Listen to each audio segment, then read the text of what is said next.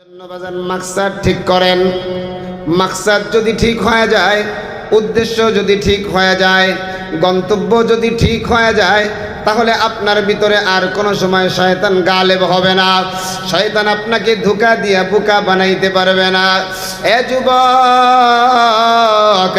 এই জন্য মূলটা নিয়ে চিন্তা করো রে বাবা, আসলটা নিয়ে চিন্তা করো রে বাজান।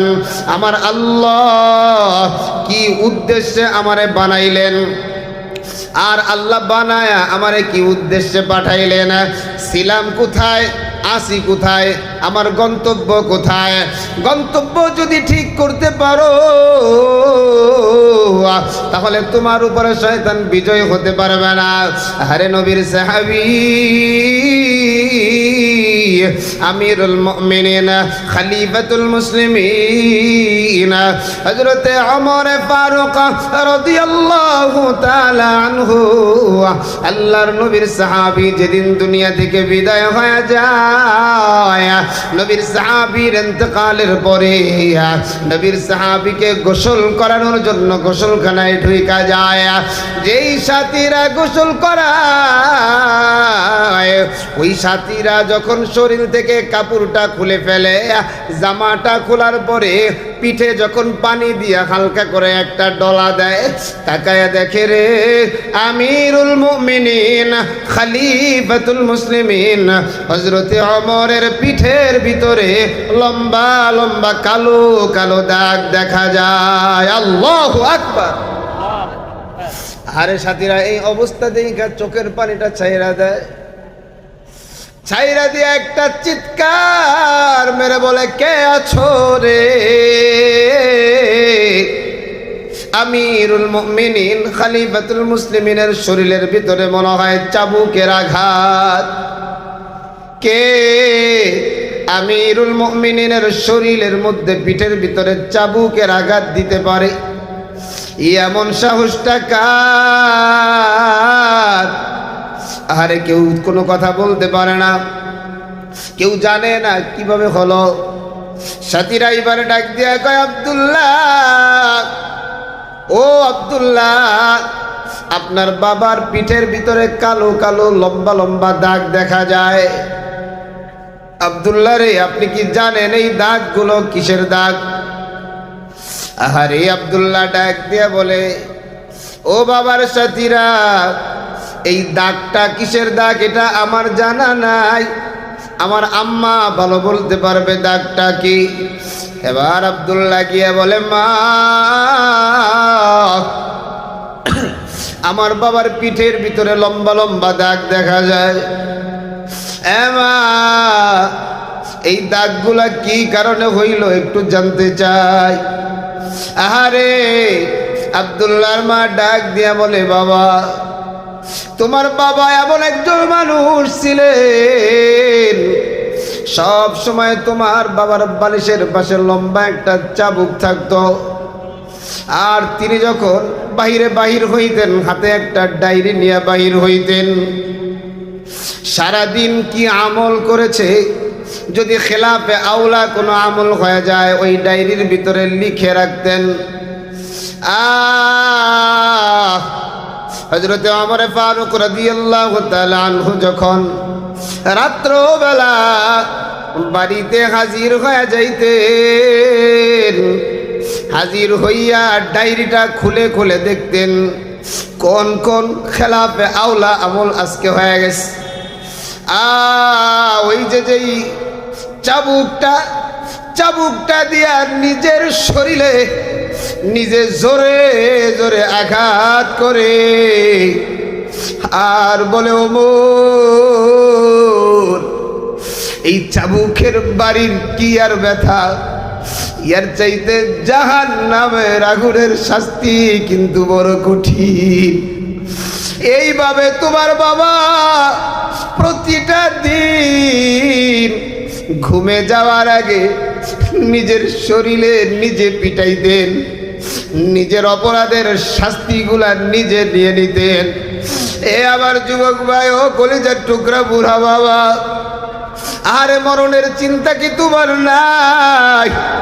আল্লাহ তো বলেছেন ওয়াবুদ রাব্বাকা হাত্তা ইয়াতিয়াকাল ইয়াকিন। এ গোলাম, তোমার কিন্তু মরা লাগবে, জন্য মরণ আসার আগ পর্যন্ত আমার গোলামি করো। এ ভাই, আজকে আমি আপনি যারা নামাজটা ছাইরা দেই, আজকে আল্লাহর হুকুম আমরা যারা ছাইরা দেই, আমারে একটু বুঝান, আমারে একটু বলেন, ওই কিয়ামতের ময়দানে যেই জায়গায় নবীরা থাকবে, যেই জায়গায় ওলিরা থাকবে, যেই জায়গায় হাজিরা থাকবে, আলেমরা থাকবে, আমি ইমাম সাহেব, আমার মুসল্লিরাও থাকবে, আপনি মুক্তাদি, আপনার ডান পাশের বাম পাশের মুক্তাদিরাও থাকবে। ওই হাসরের ময়দানে তো সবাই পাগল, পাগলের মতো হয়ে থাকবে। ওই সময় যদি আবার আল্লাহ বলে ওয়ামতাজুল ইয়াউমা আইয়ুহাল মুজরিমুন, আল্লাহ বলে ও ইমানদার আর বেঈমানের মধ্যে আলাদা হয়ে যাও। এই যুবক ভাই একটু চিন্তা করে দেখেন, আজকে যদি আমি নামাজটা ঠিক মতো আদায় না করি, আজকে যদি মালিকের হুকুমটা ঠিক মতো না আদায় করিয়া ওই জায়গায় যদি আবার আলাদা কইরা দেয়, আবার যদি দূরে ঠেলা দেয়, আরে কিয়ামতের ময়দানের আমার অবস্থাটা কি হবে? আমার অবস্থাটা তো বড় ভয়ঙ্কর হবে। আমি তো আবার আল্লাহর দরবারে আসামি হয়ে দাঁড়ায় গেলাম। আর যদি আসামি হইয়া যায় ওই কিয়ামতের ময়দানে, আমল নামাটা কিন্তু ডান হাতে আসবে না, আমল নামাটা কিন্তু বাম হাতে আসবে। ও যুবক, চিন্তা করিয়া দেখো, আমল নামাটা যদি বাম হাতে আসে, আমি তুমি কিন্তু ধরা খেয়ে যাব। কারণ আবার আল্লাহ বলে খুঁজো ফাগুল্লু তুম্মাল জাহিমা সাল্লু। আল্লাহ বলে না ফরমানটারে ধর, আল্লাহ বলবেন নেমো হারামটারে ধর, আর এই নেমো হারামের গলার ভিতরে বেরি লাগায় দেয়। এ যুবক ভাই, এখনো কিন্তু সময় আছে। মালিকের দিলটা একটু নরম করিয়া, নিজের দিলটা একটু নরম করিয়া ওই দিলের মধ্যে মালিকরে বসাও। ওই দিলে আর কাউকে বসানো যাবে না, বাড়িকে দিলের মধ্যে ঢুকানো যাবে না, গাড়িকে দিলের মধ্যে ঢুকানো যাবে না, মাকে দিলের মধ্যে বসানো যাবে না, সন্তানকে দিলের মধ্যে বসানো যাবে না, স্ত্রীকে দিলের ভিতরে বসানো যাবে না। এই দিলের মধ্যে একমাত্র আবার আল্লাহ। আরে কুরবানি তো চলে আসছে রে ভাই। ইব্রাহিম নবীর ইতিহাস তো আপনারা সবাই জানেন। আরে মালিকের নবী ইব্রাহিম, অন্তরের মধ্যে সন্তানের একটু ভালোবাসা মহব্বত ছিল, যার কারণে সন্তানরে কত দূরে ঠেলে দিয়েছে। এই দিলের মধ্যে একমাত্র মালিকরে ঢুকাইতে হবে। আল্লাহরে যদি ঢুকাইতে পারি, ওই কিয়ামতের ময়দানে ডান হাতে আমল নামা আসবে, হাসতে হাসতে আল্লাহর তরি জান্নাতের মেহমান হয়ে যাব। জোরে জোরে কোন সুবহানাল্লাহ। সবাই কার গোলাম? একটু জোরে স্লোগান দিতে হবে, কার গোলাম? আল্লাহর নাম নিলে লাভ আছে না লস? একবার আল্লাহর নাম নিবেন তো জান্নাতে একটা গাছ লেগে যাবে। সুবহানাল্লাহ পড়েন, আরো জোরে কর না সুবহানাল্লাহ। এই জান্নাতে কারা কারা যেতে চায় হাত দুটো একটু আল্লাহকে দেখায় দেই, একটু লাড়া দেন। আল্লাহু আকবার। আয় আল্লাহ, তুমি দেখো তোমার গোলামেরা জান্নাতে যাওয়ার জন্য হাত উঠাইছে, সব হাতগুলাকে কবুল করে জান্নাতের মালিক বানায় দাও। সুবহানাল্লাহ। একটু জোরে বলেন আমিন। আমাদের মূল টার্গেট তো আমরা কোথায় যাব? জান্নাতে। তো এজন্য আজকে যারা আলোচনা শুনতে এসেছেন, আজকের আলোচনা থেকে আপনার মাকসাদ ঠিক করতে হবে, উদ্দেশ্য ঠিক করতে হবে। আমি আপনি কেন দুনিয়াতে আসলাম, কি কারণে আমি দুনিয়াতে এসেছি, আমার মাকসাদটা কি, আমার উদ্দেশ্যটা কি, আমার গন্তব্যটা কোথায়, কারণ আপনি যদি আগে গন্তব্য ঠিক না করেন তাহলে আপনার রাস্তার ভুল হওয়ার সম্ভাবনা আছে না নাই? খালি নাই, 100% আছে। কিন্তু যখন গন্তব্য ঠিক হবে যে আমি এই লেবু বাগান থেকে আমি নবীনগর যাব, যাওয়ার পথ আমাকেই খুঁজে নিতে হবে, ঠিক কিনা বলেন? আজকে আমাদের মাকসাদ ঠিক নাই, গন্তব্য কোথায়, ছিলাম কোথায়, এসেছি কোথায়, শেষ যাব কোথায়, আমার গন্তব্য ঠিক নাই। আমরা তো মনে করি দুনিয়াতে আসছি টাকাওয়ালা হওয়ার জন্য। আমরা কেউ কেউ মনে করি আমাদের গন্তব্য একটা বাড়িওয়ালা হওয়া। আমরা কেউ কেউ মনে করি আমাদের গন্তব্য একটা গাড়িওয়ালা হওয়া। আমরা কেউ কেউ মনে করি আমাদের গন্তব্য একটা এমপি হওয়া। আমরা কেউ কেউ মনে করি আমাদের গন্তব্য একটা মন্ত্রী হওয়া। আমরা কেউ কেউ মনে করি যে আমার গন্তব্য হলো আমি একজন রাজনীতিবিদ হব। কথা বলেন আছে না নাই? কথা বলেন আছে না নাই? কিন্তু মূলত এগুলো একটাও আমার আপনার গন্তব্য নয়, আমার আপনার মাকসাদ নয়। আরে ভাই, আল্লাহ তাবারক তাআলা তো একটা মাকসাদ দিয়েই আমাকে আপনাকে পাঠিয়েছেন। এখন তো আবার অনেকেই বানানেওয়ালা আল্লাহকেই মানে না, আছে না নাই? কথা বলেন আছে না নাই? এদেরকে আমরা কি বলি ভাই? নাস্তিক। বলেন কি? নাস্তিক। তাহলে বোঝা গেল গোটা দুনিয়ার মানুষ হলো দুই ভাগে বিভক্ত। কয় ভাগে? কথা বলেন না, কয় ভাগে? একটু আওয়াজ দেন, জোরে দিতে হবে। কয় ভাগে? দুই ভাগে। এক হলো নাস্তিক, আর এক হলো আস্তিক। নাস্তিক কারা? যারা আল্লাহ মানে না। আস্তিক কারা? যারা আল্লাহ মানে। তাহলে আমরা কি আস্তিক? আমরা আল্লাহ মানি কি মানি না? এবার আসেন, এবার যারা আল্লাহ মানে, যারা কি মানে ভাই? আল্লাহ মানে। আল্লাহ মানলে ওয়ালাদের ভিতরেও আবার কিছু মানুষের অবস্থা এমন, তাদের কার্যকলাপে বোঝা যায় এরাও আল্লাহকে মানে না, আছে না নাই? কারণ আমি যদি আল্লাহ মানি, আল্লাহকে যদি মানার মতো মানি, তাহলে আমার ভিতরে আমার মালিকের ফরজ বিধানগুলো থাকার দরকার আছে না নাই? কথা বলেন আছে না নাই? অবশ্যই দরকার। আবার দেখবেন এই মানুষগুলোর ভিতরে কিছু মানুষ আছে যারা ক্ষমতার জন্য, সামান্য একটু হালুয়া রুটির জন্য ইসলাম এবং মুসলমানদের তাহজিব তামাদ্দুনকে বিক্রি করে, আছে না নাই?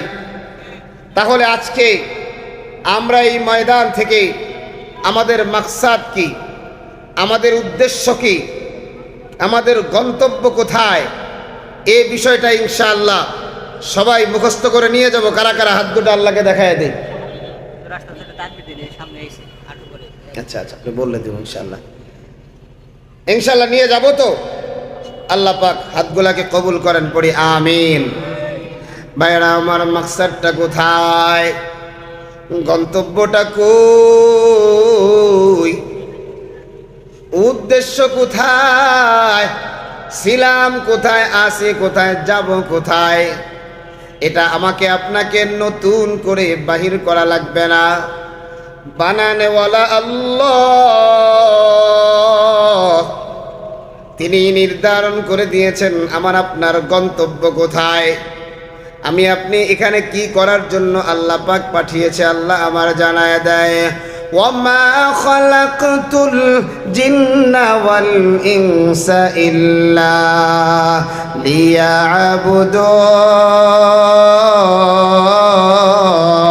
লিয়াবুদুন।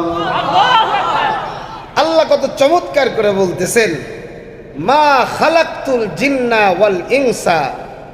আল্লাহ বলেন আমি জিন এবং মানুষকে কোনো উদ্দেশ্যে বানাই নাই, ইল্লা লিয়াবুদুন, তবে একটা মাত্র উদ্দেশ্য হলো মানুষ এবং জিন আমি মাওলার গোলামি করবে। গোলামি হবে কার? যিনি সৃষ্টি করেছেন। সৃষ্টির কাজ কি? স্রষ্টা সৃষ্টির কাজ কি? সেটাও ব্যাখ্যা করে দিয়েছেন। গোলামি হবে কার? একটু জোরে বলেন। শাহাদাত আঙ্গুলটা এমন করে উঁচা করেন সবাই, লম্বা করে লম্বা করে লম্বা করে জোরে বলেন, গোলামি হবে কার? জীবন গেলেও গোলামি হবে কার? জীবন থাকলেও গোলামি হবে কার? এবার হাতগুলা নামান। আবার সেই 313 জনের একটা বাহিনী দরকার, কথা কন ঠিক কিনা? 313 জনের একটা বাহিনী দরকার, যেই বাহিনী স্ত্রীর কথা চিন্তা করবে না, সন্তানের কথা চিন্তা করবে না, বাড়ির কথা চিন্তা করবে না, গাড়ির কথা চিন্তা করবে না, তাদের চিন্তাই থাকবে আল্লাহর জমিনে আল্লাহর কোরআনকে কিভাবে জিন্দা করা যায়, ঠিক কিনা বলেন? আজকে একটু বহির্বিশ্বের দিকে তাকায় দেখেন, মুসলমানরা আজকে কি পরিমাণ নির্যাতিত নিষ্পেষিত। আমাদের পার্শ্ববর্তী দেশ ভারতের দিকে তাকায় দেখেন, ভারতের পশ্চিম বাংলার দিকে তাকায় দেখেন, যেই পশ্চিম বাংলায় গত কয়েকদিন আগে নির্বাচন হয়েছে, নির্বাচনে ভারতের বর্তমান মোদিজির বিজেপি পশ্চিম বাংলায় নারায়ে তাকবীর, নারায়ে তাকবীর, কাসিম সাহেব হুজুরের আগমন, কাসিম সাহেব হুজুরের আগমন, ঢাকাবাসীর পক্ষ থেকে, পলাশবাড়ির পক্ষ থেকে, যুব সমাজের পক্ষ থেকে নারায়ে তাকবীর। সবাই জোরে সোরে বলেন আলহামদুলিল্লাহ। আপনারা যার জন্য অপেক্ষা করছেন হুজুর আলহামদুলিল্লাহ চলে এসেছেন, সবাই পড়েন না আলহামদুলিল্লাহ। হুজুরকে পাওয়া অনেক বড় ভাগ্যের ব্যাপার। আলহামদুলিল্লাহ, আল্লাহ পাক মিলিয়ে দিয়েছেন। আবার ওয়েদারটা কত সুন্দর, কত সুন্দর। আজকে বিকালেও বৃষ্টি হয়েছে, কিন্তু আলহামদুলিল্লাহ আল্লাহ পাকের আকাশ এখন শান্ত আছে। আল্লাহ পাক যেন আমাদের মাহফিলের কার্যক্রম যত সময় পর্যন্ত চলবে তত সময় পর্যন্ত যেন এভাবে শান্ত ঠান্ডা রাখে। সকলে পড়েন আমিন। যে কথা বলছিলাম ভাই, আজকে এই ভারতে কি দেখলাম, বিজেপি পশ্চিম বাংলায় যখন থেকে তারা পার্লামেন্টে যাওয়ার সুযোগ চলে আসলো, মুসলমানের বাড়ি ঘরে আগুন। দেখেন নাই আপনারা? দেখেছেন কিনা? মুসলমানের ঘর বাড়িতে আগুন, মসজিদ পর্যন্ত তারা দখল করেছে। সবচাইতে খারাপ আমার যেই জিনিসটা লেগেছে, আমার একজন মুসলিম বোন, আমার একজন দিনদার বোন, তাকে জোর করে একটা হিন্দু ছেলের সাথে বিবাহ দিয়েছে, ঠিক কিনা বলেন? পার্শ্ববর্তী রাষ্ট্র হিসাবে আমরা তাদের স্বজাতি মুসলমান ভাই হিসাবে আমার আপনার কিছু দায়িত্ব আছে না নাই? কথা বলেন, আছে না নাই? সেই দায়িত্ববোধ থেকে বলছি, আগামী দিনে যদি বাংলাদেশের ওলামা একরাম, বাংলাদেশের আলেম সমাজ, তৌহিদি জনতা আগামীতে যদি ঐক্যবদ্ধ হয়ে আবার স্লোগান দেয়, আবার যদি স্লোগান দেয়, গাজওয়ায়ে হিন্দের আহ্বান করা হয়, ভারত দিল্লি মসনদ এটা আমাদের, কেল্লা এটা আমাদের, আমাদের সম্পদ আবার আমরা দখল করতে চাই, দখল করতে গিয়ে যদি জীবনটা দিতে হয়, কারা কারা তৈয়ার?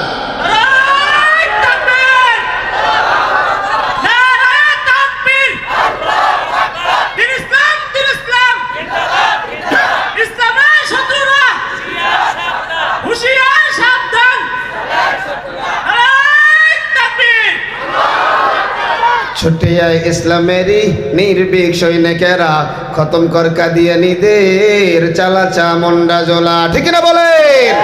ছুটে আয় ইসলামেরই নির্ভীক সৈনিকেরা, খতম করবে দিনের ওই প্রেতাত্মারা। ছুটে আয় ইসলামেরই নির্ভীক সৈনিকেরা, খতম কর কাদিয়ানীদের চালাচা মন্ডা জোলা। অলিদের এই ভূমিতে কাদিয়ানীদের ঠাঁই হবে না, ঠিক না? অলিদের এই ভূমিতে নাস্তিকদের ঠাঁই হবে না, ঠিক না বলেন? কারণ এটা অলি আউলিয়ার ভূমি। এদেশেও ভারতের প্রেতাত্মারা আছে না নাই? কথা বলেন, আছে না নাই? আমরা দেখেছি আমার দেশের কিছু মানুষ ভারতের রয়ের সাথে বৈঠক করেছে, আমরা দেখেছি আমেরিকার সাথে বৈঠক করেছে। আমরা তাদেরকে বলতে চাই, ভারতের দালাল যারা রয়েছে, আমেরিকার দালাল যারা রয়েছে, অনতি বিলম্বে তোমাদেরকেও বাংলার মুসলমান দেশ ছাড়া করবে, ঠিক কিনা বলেন? কারণ এদেশ আমার, এদেশ আমাদের, ঠিক কিনা বলেন? দেশটা নয়তো কারো বাবার ভিটা, করবে মন চাহিলেই যখন যেটা, ঠিক কিনা বলেন? এ দেশের ইঞ্চি ইঞ্চি মাটির সাথে আমার মা, আমার বাবা, আমার দাদা, আমার নানা, তাদের রক্ত লেগে আছে। সুতরাং সেই রক্তের এক এক ফোঁটার হিসাব নেওয়া হবে, ঠিক কিনা বলেন? আমার বড় দুঃখ লেগেছে, আমি আমার কষ্ট থেকে কথাগুলো বলছি। আপনারা কতটুকু জানেন এদেশে শুয়ারের গোস্ত আমদানি হচ্ছে? নাউজুবিল্লাহ পড়বেন না? কারা আমদানি করছে? যারা ক্ষমতায় বসে হালুয়া রুটির ভাগীদার ছিল। এদেশে নির্বাচনের আগে রয়ের সাথে বৈঠক করা হয়, আমেরিকারেও খুশি করা হয়। আচ্ছা বলেন তো, যারা ভারতের রয়ের সাথে বৈঠক করে, আমেরিকারে খুশি করে, তাদের মধ্যে ইসলাম আছে না গেছে? কথা বলেন। ভারত তো একবারে পরিপূর্ণ চায় বাংলাদেশে একবারে ইসলামী হুকুমত কায়েম হোক, চায়। আমেরিকা, আরো জোরে কন্যা বাজান, আমেরিকা। তাহলে বোঝা গেল যারা এদের সাথে তলে তলে বৈঠক করে তাদের মধ্যে ঝামেলা, আরো জোরে কন ঝামেলা। বর্তমান যে সংসদটা সাজানো হয়েছে সেখানে শাহবাগী নর্তকী আছে না নাই? কথা বলেন, আছে না নাই? দু চারজন যারা ইনসাফের কথা বলেছে, আমার বন্ধুবর, আমার ভাই মুফতি হানজালা কাদিয়ানীদেরকে অমুসলিম ঘোষণার কথা বলেছে, কিন্তু তার পক্ষে টেবিল থাপড়ানো হয়। কথা কন না কেন? মুসলমানরাই থাপড়ায় নাই। তাইলে ওই উসুলে যে কাদিয়ানীদেরকে কাফের মনে করবে না, সেও কি ভাই? সেও কি ভাই? তাহলে পার্লামেন্টের অবস্থাটা কি? শাহবাগী নর্তকী মহিলারাও এখন পার্লামেন্টে। সুতরাং আমাদের ভবিষ্যৎ কি হবে জানে কে? আরো জোরে কন। তবে উলট পালট দেখলে 24-এ যেমন রক্ত দিয়েছি, আবার যদি 26-এও রক্ত দেওয়া লাগে, কারা কারা তৈয়ার?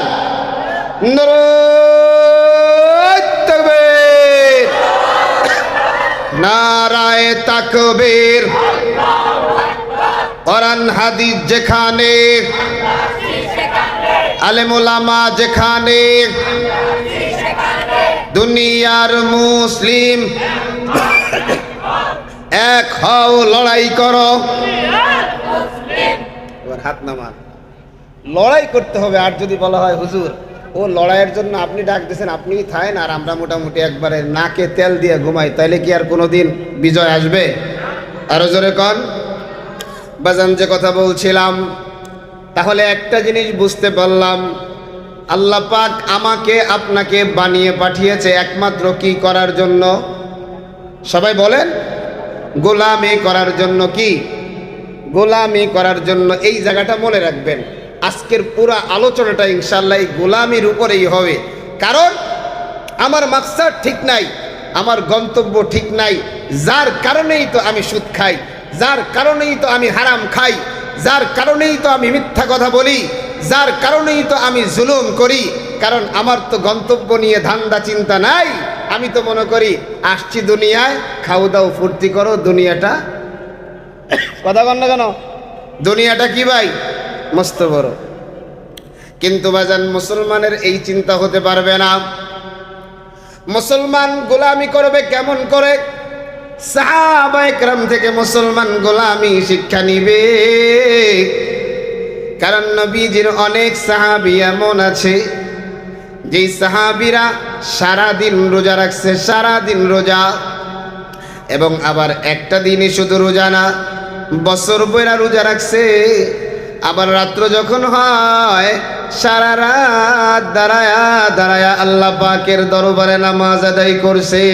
সুবহানাল্লাহ। তাইলে সারা রাত যারা নামাজ পড়লো, বলেন তো এদের ফরজ ঠিক আছে না নাই? অবশ্যই আছে। সর্বপ্রথম ফরজ ঠিক করতে হবে, এরপরে ওয়াজিব ঠিক করতে হবে, এরপরে সুন্নাতে মুআক্কাদা ঠিক করতে হবে, এরপরে সুন্নাতে জায়েদা, এরপরে গিয়া নফল। সাহাবায়ে কেরাম, একজন সাহাবী নাম হলো আব্দুল্লাহ ইবনে আমর ইবনুল আস রাদিয়াল্লাহু তাআলা আনহু।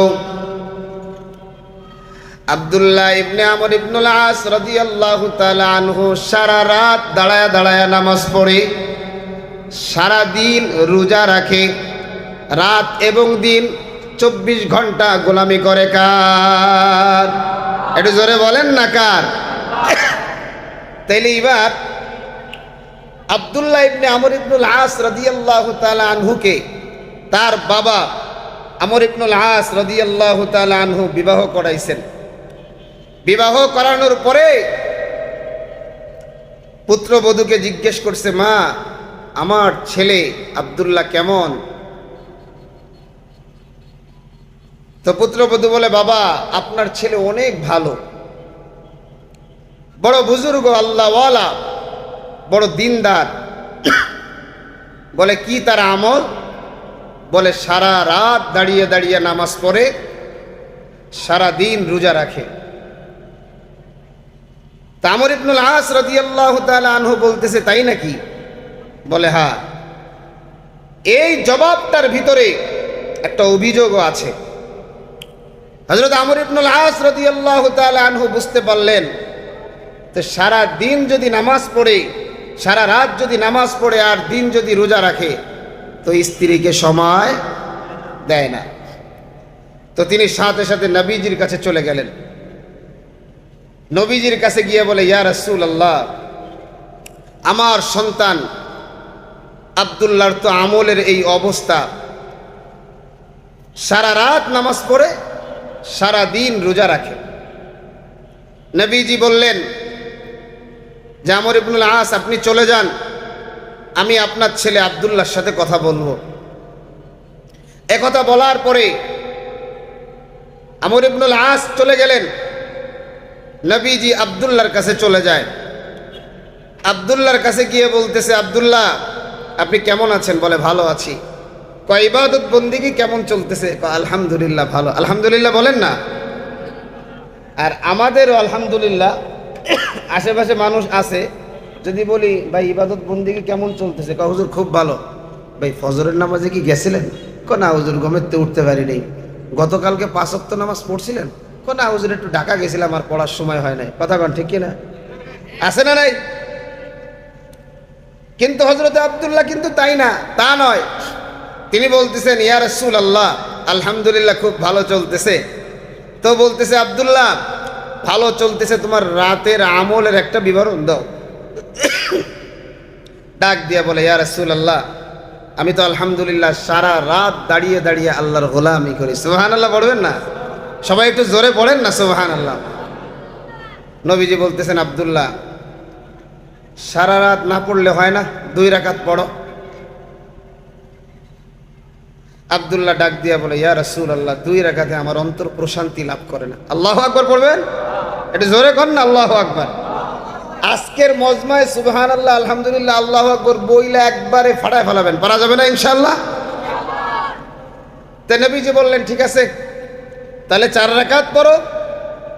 আব্দুল্লাহ বলতেছে, ইয়া রাসূলুল্লাহ, 4 রাকাতেও আমার অন্তর শান্তি হবে না। সুবহানাল্লাহ বলেন না। নবীজি বলেন, তো 8 রাকাত পড়ো। আব্দুল্লাহ বলে, ইয়া রাসূলুল্লাহ, 8 রাকাতেও আমার অন্তর প্রশান্তি লাভ করবে না। আল্লাহু আকবার। এমন সময় আব্দুল্লাহ ডাক দিয়ে বলে, ইয়া রাসূলুল্লাহ, আপনি না বলেছেন জুইলাত কুররাতু আইনি ফিস সালাহ, যে নামাজের ভিতরে আমার চক্ষু শীতল হয়। নবী গো, আমারও তো মন চায় আমারও যেন চক্ষুটা শীতল হয়। আল্লাহু আকবার, আল্লাহু আকবার। আল্লাহর নবী বলেন, আব্দুল্লাহ ঠিক আছে, তুমি রাতটাকে 3 ভাগে ভাগ করবা, 1 ভাগ তুমি দাঁড়িয়ে দাঁড়িয়ে আল্লাহর গোলামি করবা। তো নবীজি বলেছেন, ব্যাস রাত্রের ফয়সালা তো হয়ে গেল। এবার আব্দুল্লাহকে জিজ্ঞেস করছে, আব্দুল্লাহ তোমার দিনের আমল কি? এমন সময় ডাক দিয়ে বলে, ইয়া রাসূলুল্লাহ, আমি তো সারা বছর রোজা রাখি। সুবহানাল্লাহ কন না, আরো জোরে কন না সুবহানাল্লাহ। আর আমগো উপরে খালি রমজান মাসে আয় সর্বনাশ, এই মোটা মোটা শরীরওয়ালা দেহওয়ালা এই খাটাসগুলোও রমজান মাসে খায়, আছে না নাই? আল্লাহ রাসূল কয়, আব্দুল্লাহ সারা বছর রোজা রাখা রাখবে না, সপ্তাহে 2টা রোজা রাখবা। কয়টা রোজা? এক হলো সোমবার, আমিও 2টা রোজা রাখি, সোমবারে রোজা রাখি, আর একটা হলো বৃহস্পতিবারে রোজা রাখি। সোমবারে রোজা রাখার কারণ হলো এই সোমবারে আমি নবীর জন্ম, আর বৃহস্পতিবারে রোজা রাখার কারণ হলো আল্লাহ তাবারক তাআলার দরবারে প্রতি সপ্তাহের আমলগুলা এই বৃহস্পতিবারে পেশ করা হয়। সুবহানাল্লাহ। তো আমি চাই যে রোজা অবস্থায় আমার আমলগুলা আমার আল্লাহর দরবারে পেশ করা হোক। সুবহানাল্লাহ পড়েন।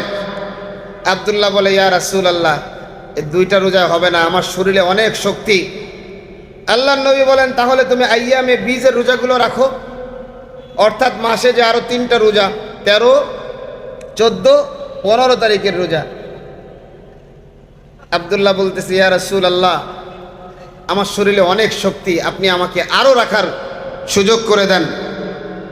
আল্লাহ রাসূল বলতেছে, আব্দুল্লাহ তাহলে তুমি সাওমে দাউদই রাখো।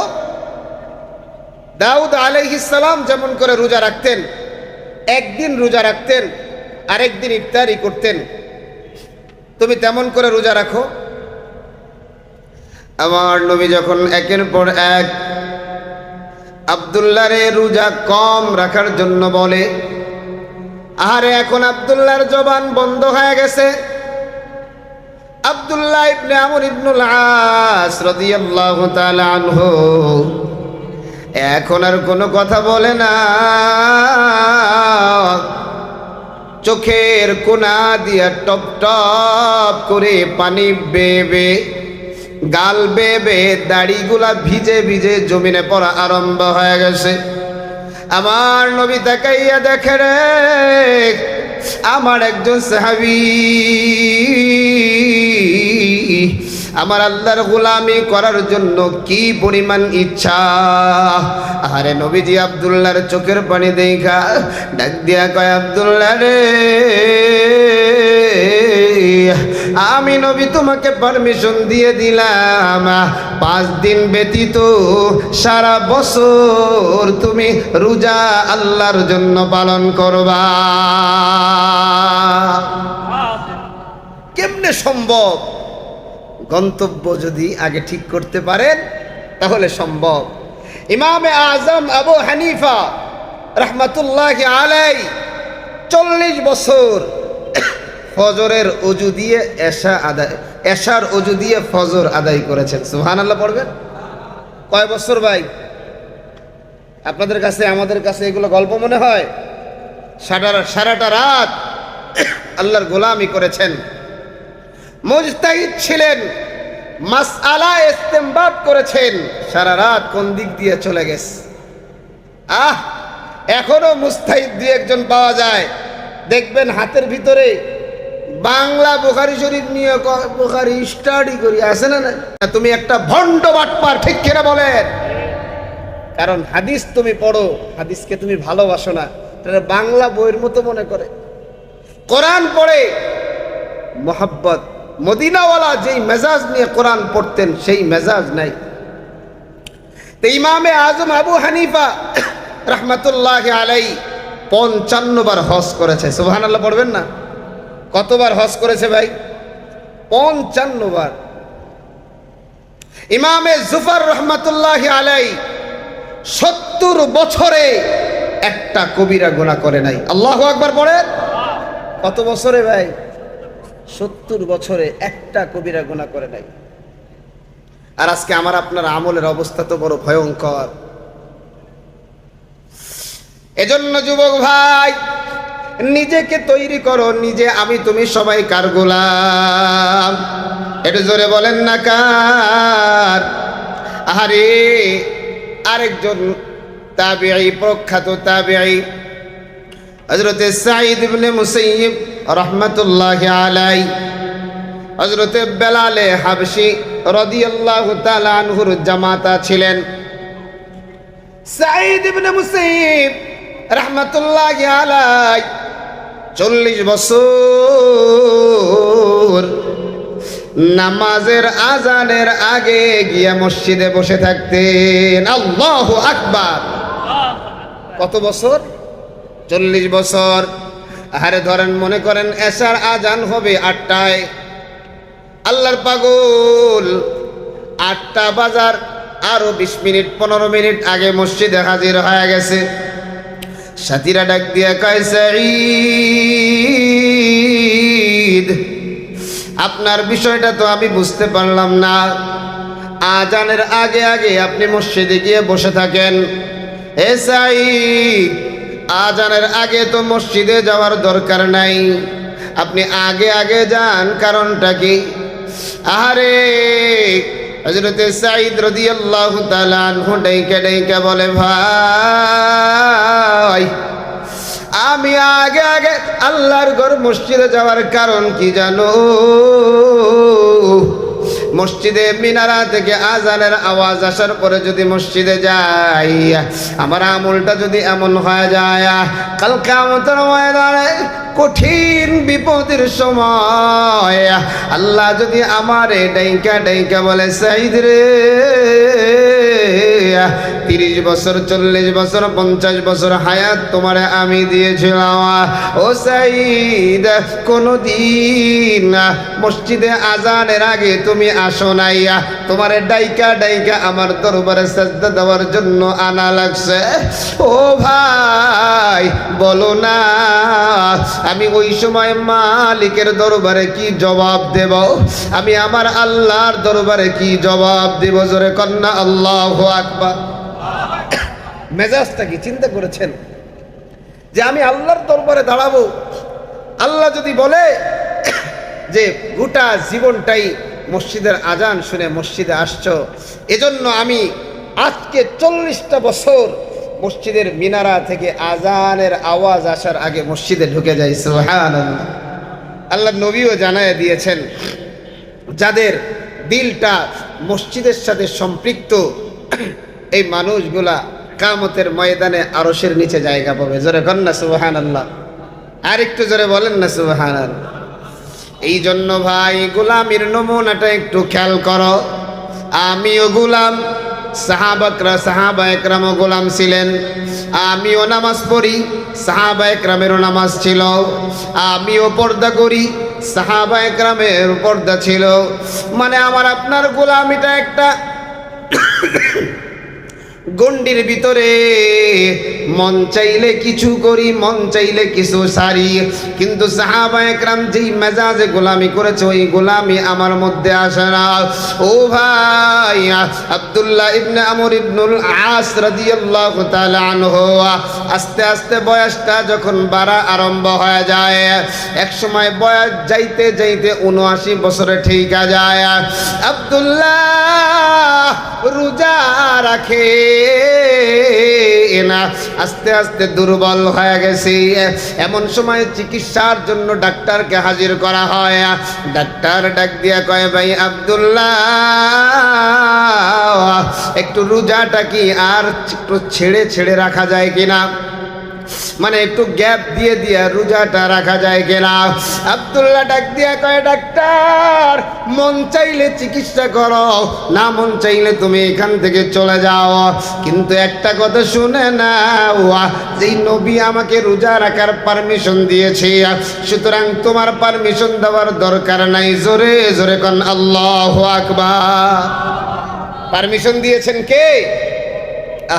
আল্লাহর বান্দা রোজা অবস্থায় নিজের জীবনের শেষ নিঃশ্বাস ত্যাগ করেছে। সুবহানাল্লাহ! কি অবস্থায়? কারণ আল্লাহ পাকের যতগুলা হুকুম আছে, রোজাটা একটু আলাদা না? কি বলেন, আলাদা কিনা? আমার ভাইরা, এজন্য চিন্তা একটা দোকান, ফিকির একটা দোকান। ওয়া আম্মা মান খাফা মাকাম রাব্বিহি ওয়া নাহান নাফসা আনিল হাওয়া ফাইন্নাল জান্নাতা হিয়াল মাওয়া। আল্লাহু আকবার।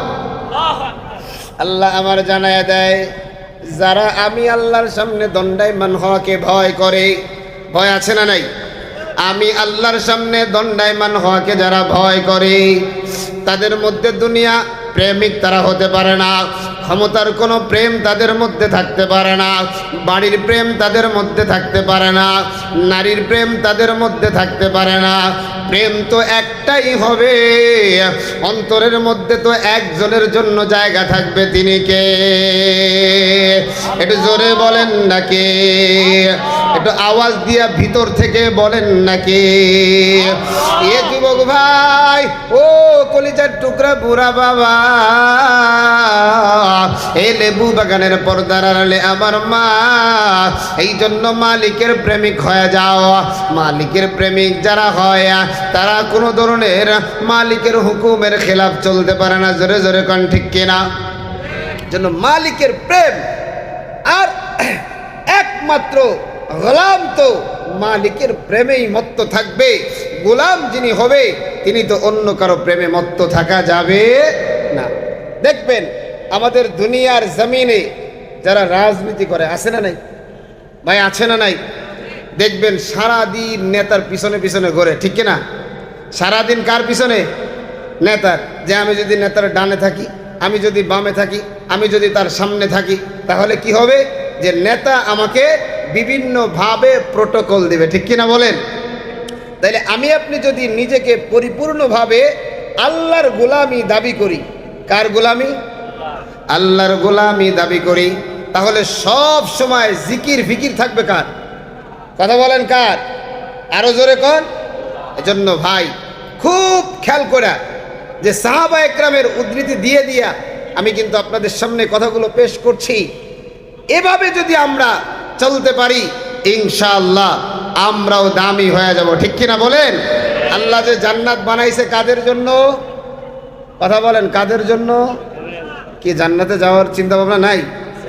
আছে, আছে। তাহলে জবান দিয়ে যদি আওয়াজ না বাহির হয় তাহলে তো জান্নাতে সহজে যাওয়া যাবে না।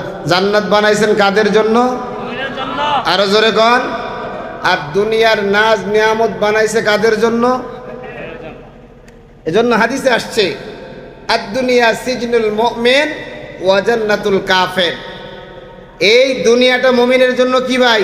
কারাগার। কি কারাগার? তো খুব আরামের জায়গা, হ্যাঁ না কষ্টের জায়গা? হ্যাঁ, কষ্টের জায়গা। আর বেঈমানের জন্য এটা হলো বালাখানা। তাহলে আমাদের আসল বাড়ি কোথায়? কথা বলেন না কেন? এজন্য বাজান মাকসাদ ঠিক করেন। মাকসাদ যদি ঠিক হয়ে যায়, উদ্দেশ্য যদি ঠিক হয়ে যায়, গন্তব্য যদি ঠিক হয়ে যায়, তাহলে আপনার ভিতরে আর কোনো সময় শয়তান গালেব হবে না। শয়তান আপনাকে ধোঁকা দিয়ে বোকা বানাইতে পারবে না। এ যুবক, এই জন্য মূলটা নিয়ে চিন্তা করো রে বাবা, আসলটা নিয়ে চিন্তা করো রে বাজান। আমার আল্লাহ কি উদ্দেশ্যে আমারে বানাইলেন, আর আল্লাহ বানায়া আমারে কি উদ্দেশ্যে পাঠাইলেন, ছিলাম কোথায়, আসি কোথায়, আমার গন্তব্য কোথায়। গন্তব্য যদি ঠিক করতে পারো তাহলে তোমার উপরে শয়তান বিজয় হতে পারবে না। আরে নবীর সাহাবী আমিরুল মুমিনিন খলিফাতুল মুসলিমিন হযরতে ওমর ফারুক রাদিয়াল্লাহু তাআলা আনহু, আল্লাহর নবীর সাহাবী যেদিন দুনিয়া থেকে বিদায় হয়ে যায়, নবীর সাহাবীর ইন্তেকালের পরে নবীর সাহাবীকে গোসল করানোর জন্য গোসলখানায় ঢুকা যায়। যেই সাথীরা গোসল করায়, ওই সাথীরা যখন শরীর থেকে কাপড়টা খুলে ফেলে, জামাটা খোলার পরে পিঠে যখন পানি দিয়া হালকা করে একটা ডলা দেয়, তাকায়া দেখে রে আমিরুল মুমিনিন খলিফাতুল মুসলিমিন হযরতে ওমরের পিঠের ভিতরে লম্বা লম্বা কালো কালো দাগ দেখা যায়। আল্লাহু আকবার। আরে সাথীরা, এই অবস্থা দেখে চোখের পানিটা ছাইরা দেয়, ছাইরা দিয়ে একটা চিৎকার মেরে বলে, কে আছো রে? আমিরুল মুমিনিন খলিফাতুল মুসলিমিনের শরীরের ভিতরে মনে হয় চাবুকের আঘাত। কে আমিরুল মুমিনিনের শরীরের মধ্যে পিঠের ভিতরে চাবুকের আঘাত দিতে পারে?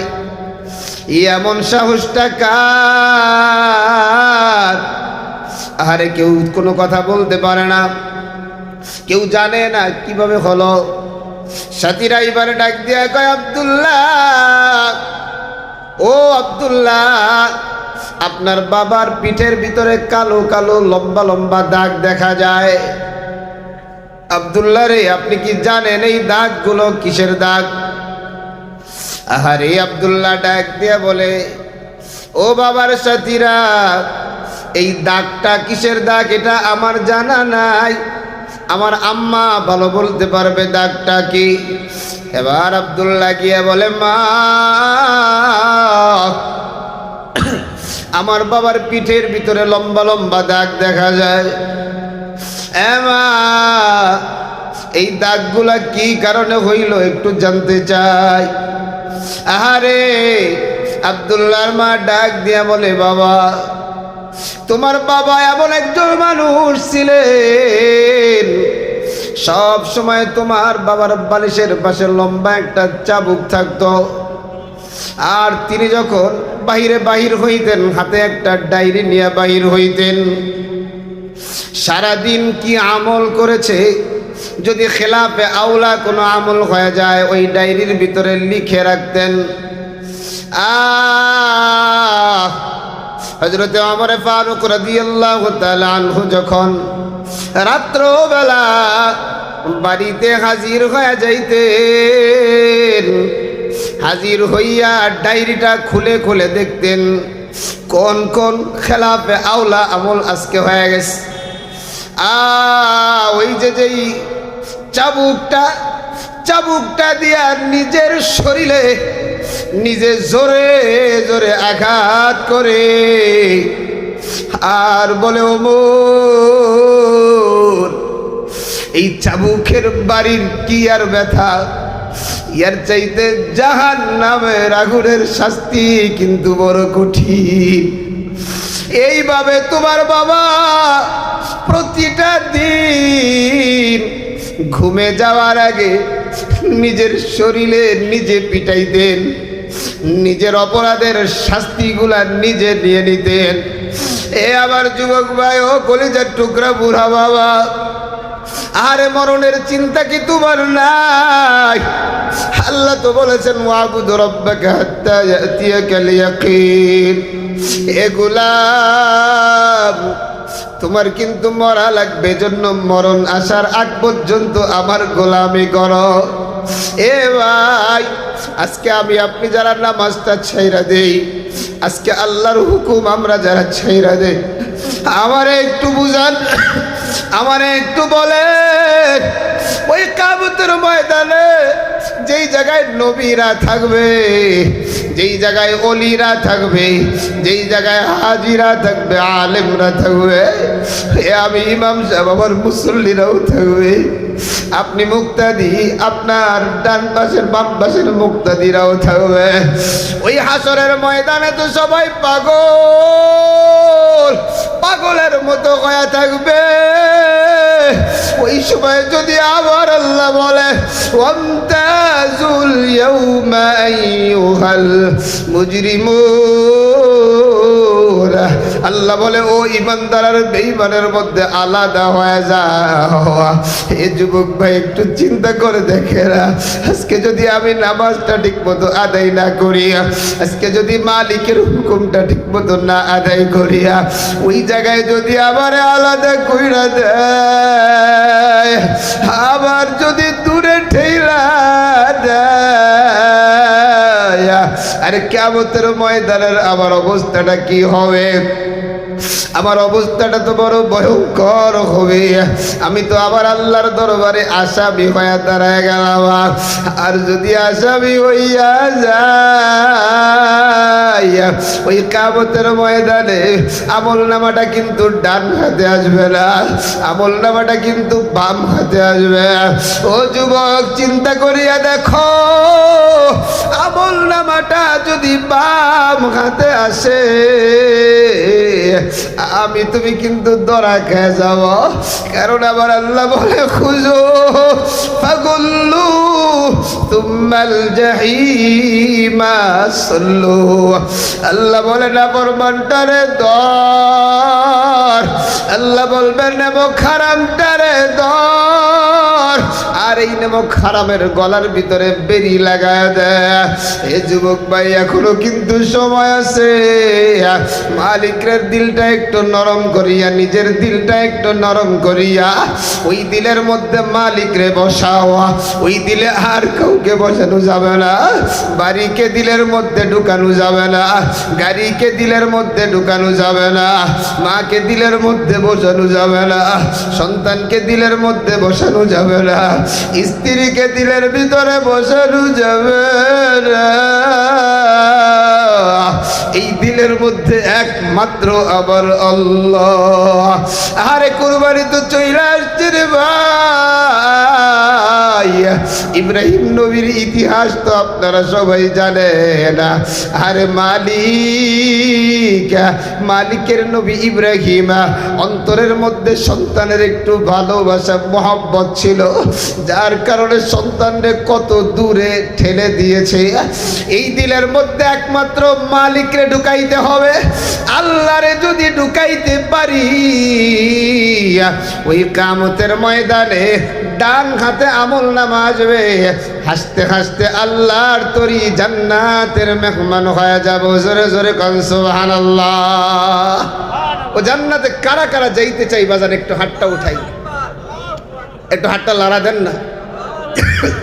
আল্লাহ সব হাতগুলাকে কবুল করো, পড়ি আমিন। এজন্য বাজান, ওই জান্নাতে আমরা সকলেই যাইতে চাই, কিন্তু জান্নাতে যাওয়ার জন্য যেই মেডিসিন দরকার, সেই মেডিসিন আমার আপনার মধ্যে নাই, ঠিক কিনা বলেন? সেই মেডিসিনটাই হলো মালিকের গোলামির মেডিসিন। আল্লাহ আমার জানায় দেয়, ইন্নাল্লাযীনা আমানু ওয়া আমিলুস সালিহাতি কানাত লাহুম জান্নাতুল ফিরদাউসি নুজুলা।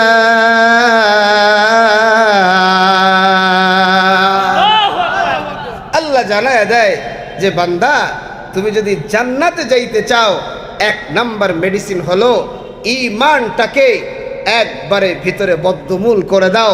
কারণ ঈমান আর কুফরি এক জায়গায় হতে, কথা বলেন না কেন? এই যে লাইটের আলো আর অন্ধকার এক হতে পারে? কারেন্ট চলে যাবে, অন্ধকার হয়ে যাবে, কারেন্ট আছে তো অন্ধকার দূরীভূত হয়ে যাবে। তাহলে বোঝা গেল ঈমান আর কুফরি কোনো সময় এক জায়গায় বাস করতে পারে না। এবার ঈমানটা হবে কার মতো? ঈমানটা হবে কার মতো? দেখেন, হযরত বেলাল রাদিয়াল্লাহু তাআলা আনহুর উদাহরণ ঈমানের ব্যাপারে অনেকেই পেশ করে যে হযরত বেলালকে কি পরিমাণ কষ্ট দেওয়া হয়েছে, কথা কন ঠিক কিনা? এরপরও ঈমান ছাড়ছে? আরো জোরে কন। জীবন ছাড়ছে, মাগার কি ছাড়ে নাই? ঈমান ছাড়ে নাই। এবার মনে করেন যদি বলা হয় এই জায়গা থেকে আমরা যারা আছি চলেন যাই, এখান থেকেই যাব বাতিলের বিরুদ্ধে জিহাদ করার জন্য, সবাই যাওয়ার জন্য রাজি আছেন? এই যে 6 জন ইনশাআল্লাহ বললেন, বাকিরা সবাই যাবেন? ইনশাআল্লাহই বলতে পারেন নাই তো যাবেন কিভাবে? সবাই যাবেন? আরো জোরে বলেন যাবেন, আওয়াজ দিয়ে বলেন যাবেন। এজন্য আমি শুরু দিয়ে বলেছিলাম 313 জন, 13 জনের একটা বাহিনী চাই। আলহামদুলিল্লাহ, এই যে যুব সংঘ আলহামদুলিল্লাহ একটা বাহিনী তৈরি হয়েছে।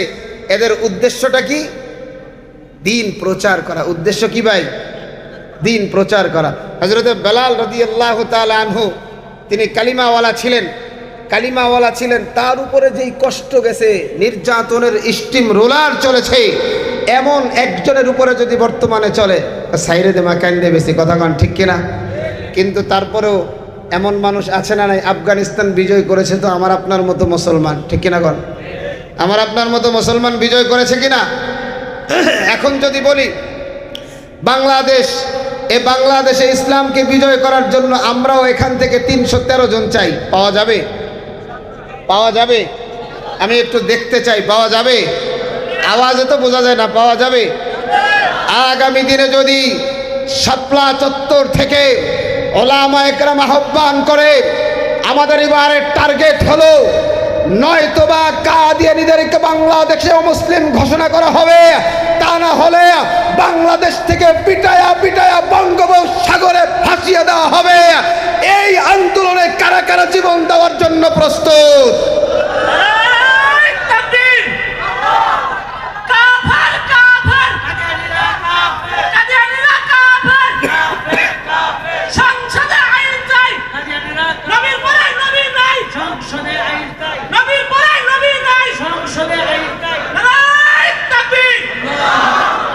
এবার বাজান যে কথা বলতে গেছিলাম যে ঈমানওয়ালা হইতে হবে।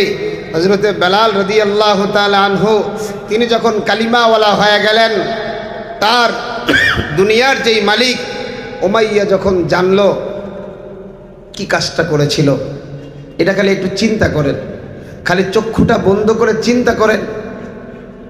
সৌদি আরবে যারা গিয়েছেন, সৌদির যেই জমিনটা আছে, বালুগুলো কি পরিমাণ গরম, এই গরম বালুর ভিতরে হযরত বেলাল রাদিয়াল্লাহু তাআলা আনহুকে শোয়া দিয়েছে।